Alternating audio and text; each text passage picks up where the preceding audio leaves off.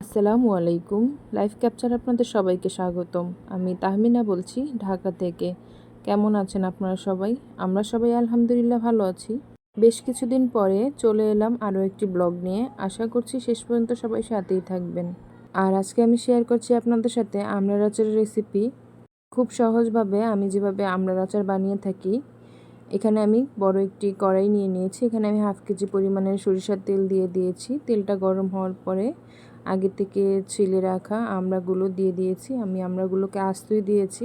শুধু চারপাশ দিয়ে আমি লম্বালম্বিভাবে কেচে নিয়েছি। এখন আমি তেলের ভিতরে দিয়ে বেশ কিছুক্ষণ সময় আমড়াগুলোকে ভেজে নিব।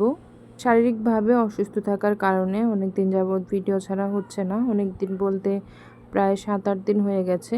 চ্যানেলটা ডাউন হয়ে যাবে সেই চিন্তা করে অসুস্থ শরীর নিয়ে ভয়েস দিয়ে ভিডিওটা ছাড়ছি। আমার কথাতে যদি কোনো ভুল ত্রুটি হয়ে থাকে প্লিজ সবাই ইগনোর করবেন। আর এখানে আমি আমড়াগুলোকে কিছুক্ষণ ভেজে নেওয়ার পরে আমি পরিমাণ মতো লবণ দিয়ে দিয়েছি। দিয়ে বেশ কিছু শুকনা মরিচের গুঁড়া দিয়ে দিয়েছি।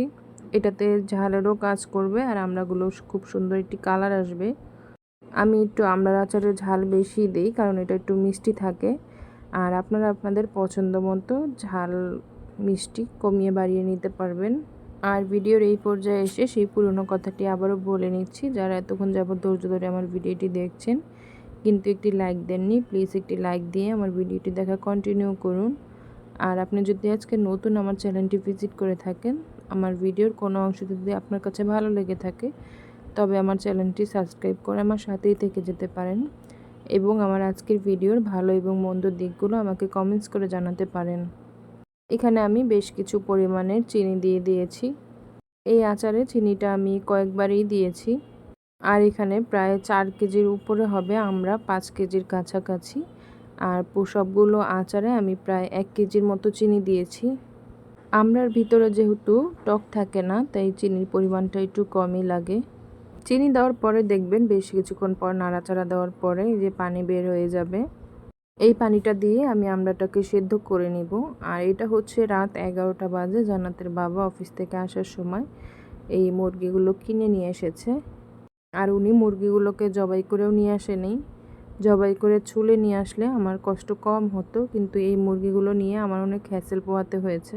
চলে আসি আবারও আমড়ার আচারে। এই আমড়াগুলোকে আমি 3 দিন এভাবে জাল করে নিয়েছি একবেলা করে।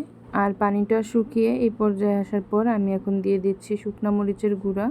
আমি শুকনা মরিচ টেলে গুঁড়া করে নিয়েছি। আর সাথে দিয়ে দিব 5 ফোড়নের গুঁড়া। এটা হচ্ছে রাঁধুনির 5 ফোড়নের প্যাকেটের যে 5 ফোড়নটা থাকে ওইটাই আমি টেলে গুঁড়ো করে নিয়েছি। এখন মশলাগুলোকে আমড়ার সাথে খুব ভালোভাবে মিশিয়ে নিতে হবে। আর এই মিশানোর কাজটা করছে আমার বড় ছেলে। তারপর এখানে আমি বেশ কিছু পরিমাণে সিরকা দিয়ে দিচ্ছি। এটা হচ্ছে সাদা সিরকা। দিয়ে আবার নেড়েচেড়ে পানিটাকে শুকিয়ে নিতে হবে। আর আমরা যেহেতু একটু শক্ত থাকে, আমরা কেন যে কোনো আচার আমার কাছে 2-3 দিন জাল দিয়ে আচারটা রান্না করলে এটা খেতে ভালো লাগে। আর একদিনে যদি কোনো আচার বানানো হয় মনে হয় যে ওটাতে কোনো মশলা ঢুকেনি আর খেতেও ভালো লাগে না। আর এই পর্যায়ে এসে আমি দিয়ে দিব বেশ কিছু পরিমাণের বিট লবণ। বিট লবণের ভিতরে যেহেতু বালু থাকে প্রচুর পরিমাণের, এখানে আমি বেশ কিছু পরিমাণের সাদা সিরকা দিয়ে বিট লবণ দিয়ে নাড়াচাড়া করে নিচ্ছি। নিয়ে উপর থেকে যে পানিটা ওই পানিটাই আমি আচারে দিয়ে দিব। আর এই যে দেখেন নিচ থেকে কি পরিমাণের বালু বের হয়েছে। আর যদি কখনো এভাবে আমড়ার আচার বানান তাহলে অবশ্যই বিট লবণটা দেওয়ার জন্য ট্রাই করবেন। এই বিট লবণটা দেওয়ার ফলে আচারের স্বাদটা আরও বহুগুণ বেড়ে যায়। আর আচার বানাতে যেরকম খরচ হয় তার থেকে বেশি পরিশ্রম দিতে হয়। এই আচারগুলো আমি 3 দিন যাবৎ দাঁড়িয়ে থেকে নাড়াচাড়া করে নামিয়েছি। আর এই যে শেষের দিন আমার বড় ছেলে আমাকে এই কাজটা করে দিয়েছে। আর ছেলে মানুষ নাড়াচাড়া করছে তাই পাতিলেরও অবস্থা খুব খারাপ করে ফেলেছে। তাও যেরকম পেরেছে আমাকে সহযোগিতা করেছে, ওকে বলাতেও না করেনি। প্রচুর পরিমাণ গরম ছিল ওই দিন, রান্নাঘরে দাঁড়ানো যাচ্ছিল না।